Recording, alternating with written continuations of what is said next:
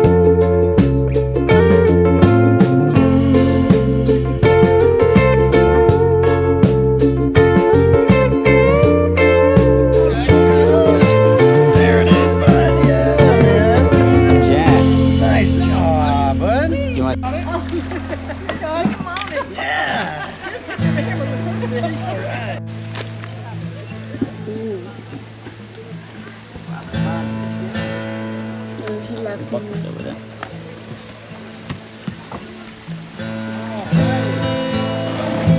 Alright, you got your own